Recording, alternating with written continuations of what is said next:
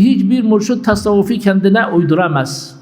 O tasavvufa uymak zorundadır. Bir insan her kim olursa olsun, gerek sufi olsun, gerek mürit olsun, tasavvufu kendine uydurmak istediği zaman insan yüzüne atacaktır ve hiç ona önem vermeyecektir. Kendisi uymak zorundadır.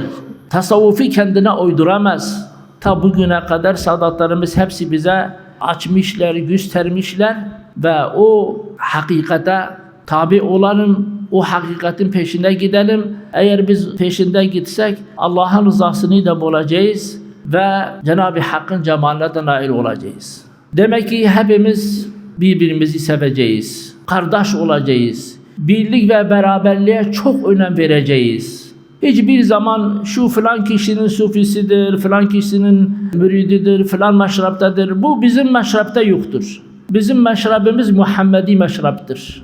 Allah Resulü'nün aleyhissalatu vesselam sünnetinde ne varsa bizde o vardır. Resulullah aleyhissalatu vesselam birlik ve beraberliğe çok önem vermiştir.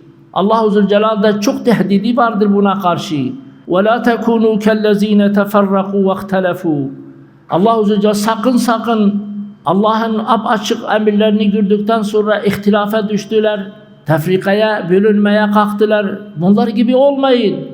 وَاُولَٰئِكَ لَهُمْ عَذَابٌ عَظِيمٌ Bunlar için büyük bir azap vardır. Öyleyse biz o azaba uğramamak için sevgiyle, muhabbetle birbirimizi kucaklamalıyız. Birbirimizi sevmeliyiz. Birbirimizi ziyaret etmeliyiz. Birbirimize destek olmalıyız. Birbirimizin gönlünü almalıyız. Ve birimizin bir hatası varsa da mümkün olduğu kadar göz yummalıyız. Onu gizlice uyarmalıyız. Onu Allah'a kazandırmalıyız.